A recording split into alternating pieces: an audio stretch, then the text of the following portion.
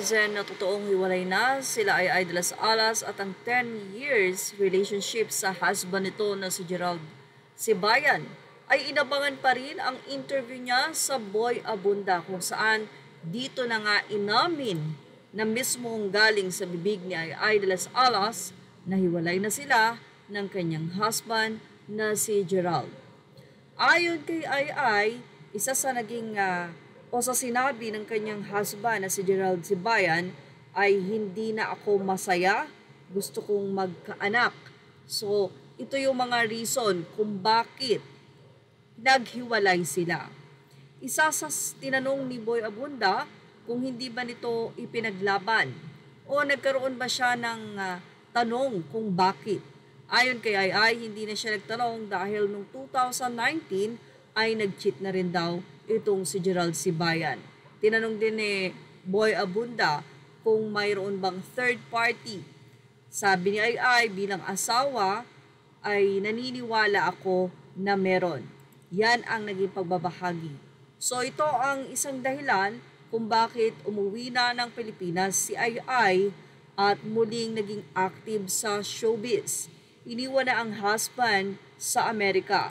Marami mga netizen ang nalungkot sa balitang ito dahil 10 taon na nagsama ang dalawa, iginib up ni ang napakagandang karir dito sa Pilipinas upang sumama sa kanyang asawa dahil ito ang gusto nitong si Gerald.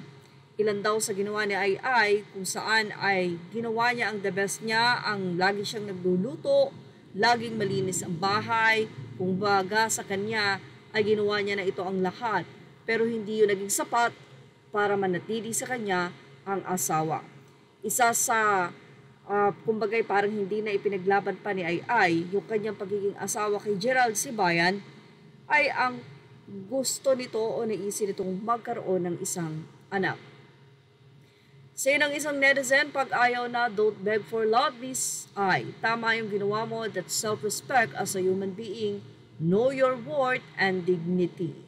Say ng isa, ilang ulit na ba yan, ate sana sa susunod, wag nang magpaluko, enjoy na lang, wag nang mag-commit, wag nang mag-invest ng feelings, effort, and especially money.